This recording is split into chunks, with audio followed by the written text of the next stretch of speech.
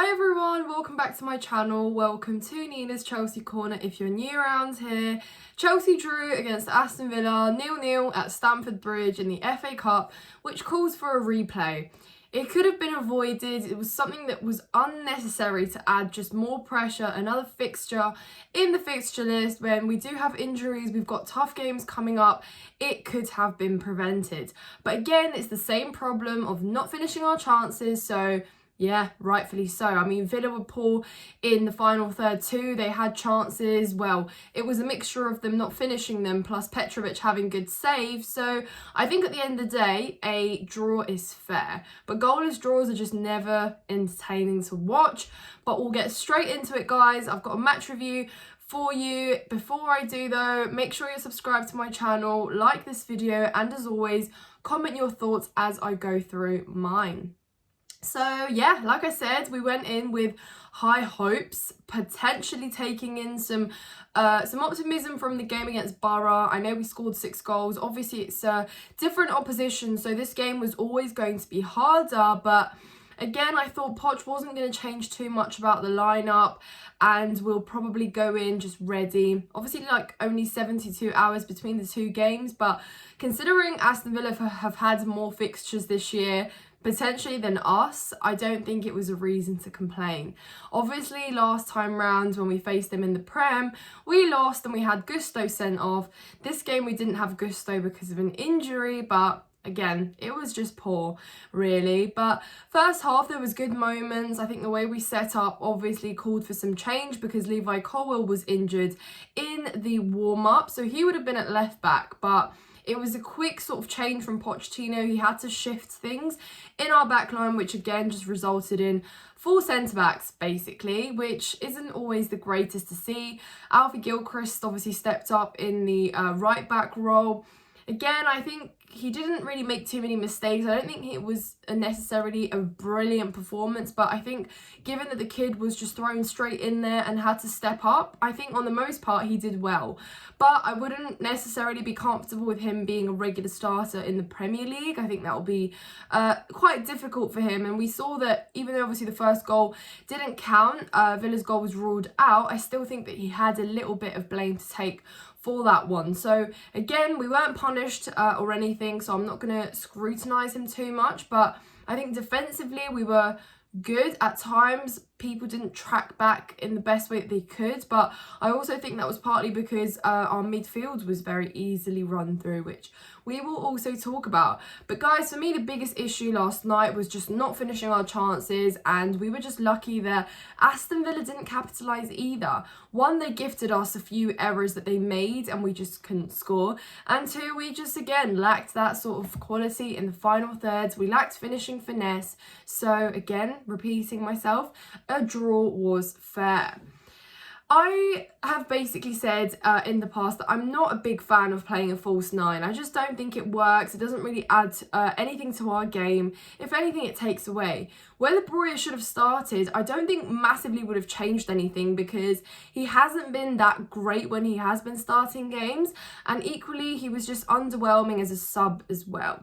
So obviously that just calls for me that we need a striker. I know Nicholas Jackson is away at AFCON right now, so Breuer's our only out and out number 9, but when you look at the two of them, you could argue that Jackson at least has some goals to back up, but Breuer has already been trusted with a few starts, some games here and there, and it's just been 50-50. You never know what you're getting. He's not the most reliable, and is he going to be the player that scores you even 10 goals in the league this year? I don't think so. So that game just screams to me, I think we need a short-term striker. There's not many options and there isn't much time left in this transfer window, and the last thing I want us doing is panic buying and making a rash decision. But I think we need someone that will guarantee us goals until the end of the season because we need them. And whether they're going to come from Jackson and Breuer is a more sort of leaning towards no as opposed to a yes.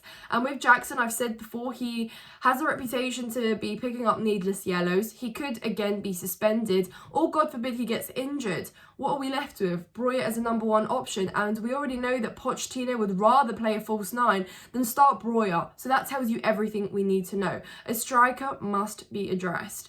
And when we look back, guys, I keep saying this, you know, a lot of people have scrutinised Pochettino, but he can only sort of put out what he's got. And at times, he's not really believed that he does have a number 9 that he can trust to bag us the goals.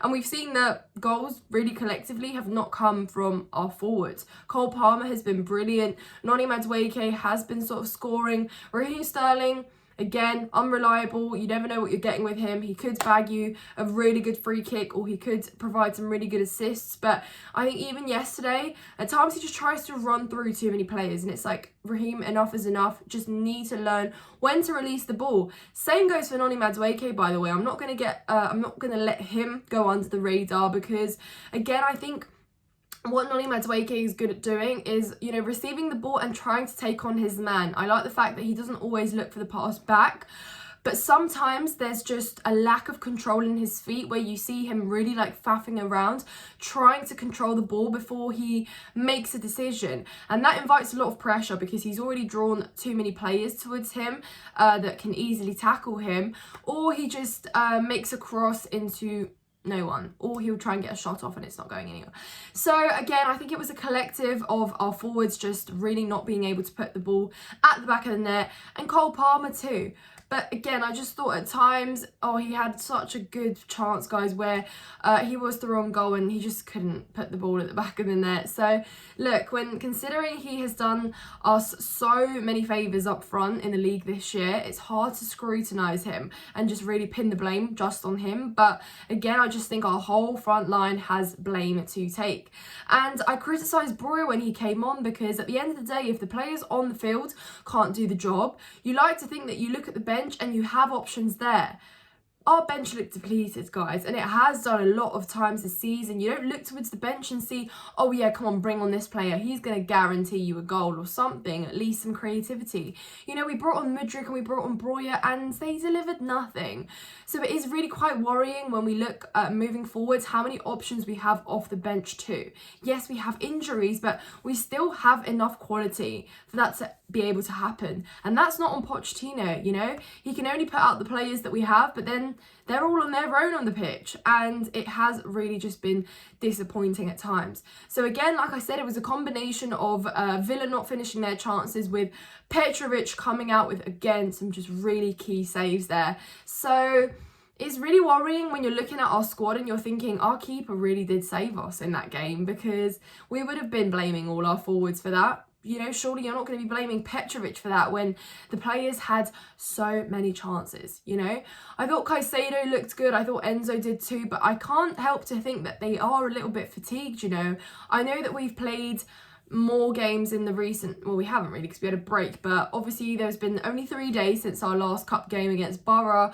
You know, they've been playing consistently, they've been getting a lot of minutes, and again, right now there's not much really off the bench in terms of Carney's just coming back from injury. You're not really going to let him start. Lavia's still injured, so again, you look at the bench, there isn't that much option. Nkunku's still not back to full fitness either, so they have to play more minutes. But that's worrying, because we're going into games like Liverpool where we need a fit midfield, you know.